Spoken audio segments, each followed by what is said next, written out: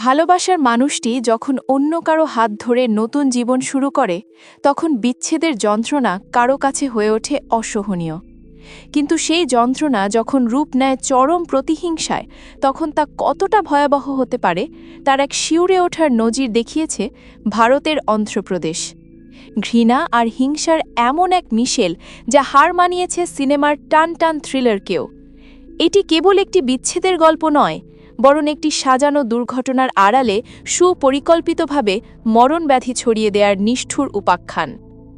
ঘটনার মূলে রয়েছেন ৩৪ বছর বয়সী বসুন্ধরা। সাবেক প্রেমিক অন্য এক নারীকে বিয়ে করায় তার ভেতরে দানা বেঁধেছিল তীব্র ক্ষোভ, আর সেই ক্ষোভ থেকেই তিনি বেছে নিয়েছিলেন এক ভয়ঙ্কর পথ।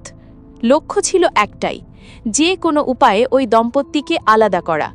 আর সেই পরিকল্পনায় হাতিয়ার হিসেবে বেছে নেওয়া হয়েছিল মানবদেহের সবচেয়ে ঘাতক ভাইরাস HIV। এই নারকীয় মিশনে বসুন্ধরা একা ছিলেন না। সহযোগী হিসেবে পাশে পেয়েছিলেন আধুনিক এক বেসরকারি হাসপাতালের নার্স কঙ্গি চৌলতি এবং তার 2 সন্তানকে। গবেষণার অজুহাতে সরকারি হাসপাতাল থেকে সংগ্রহ করা হয়েছিল HIV আক্রান্ত রোগীর রক্ত। সেই রক্ত ফ্রিজে সংরক্ষণ করে অপেক্ষা করা হয়েছিল সঠিক সুযোগের।